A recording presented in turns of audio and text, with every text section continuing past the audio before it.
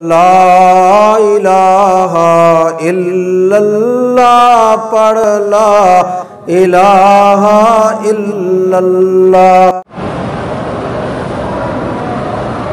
कहते हैं जी के माजूर बंदा हरम में नमाज के लिए ना आ सके, कोई अपने घर पढ़ ले, करीब की मस्जिद में पढ़ ले, अल्लाह उसको उसकी तमन्ना पर इंशाअल्लाह सवाब देंगे।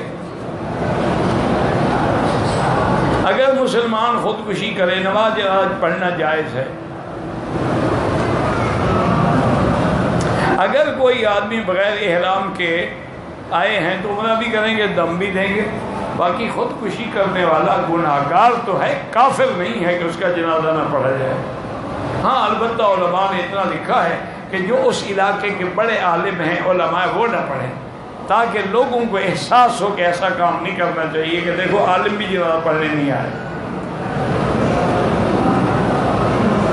कहते जी कि कनकरियाँ मारने के लिए पत्थर कहाँ से मिलेंगे, मुझसे ले लेना कोई बात।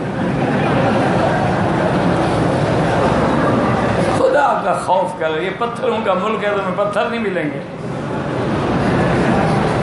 अब क्या करें बताएं मुझे। कहते हैं मक्की साहब नाराज हो जाते हैं। अगर जनाजे में 2 तकबीरें छूट जाएं तो जब इमाम सलाम फेर दे तो जल्दी जल्दी अल्लाह अकबर अस्सलाम वालेकुम। वो जल्दी इसलिए कि जनाजा ना चला जाए। लोग नमाज जनाजा के वक़्त सुन्नत नफिल पढ़े, कोई बात नहीं, जनाजा फर्ज किफ़ाया है। अगर कुछ लोगों ने पढ़ लिया तो बाकी गुनाहगार नहीं है।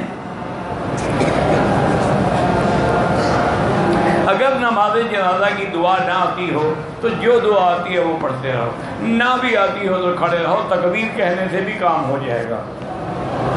अब देखें ना जी कि आदमी 1400 साल गुजर गए, अभी उम्मत को जनाजे की दुआ नहीं आती, इसका क्या इलाज है?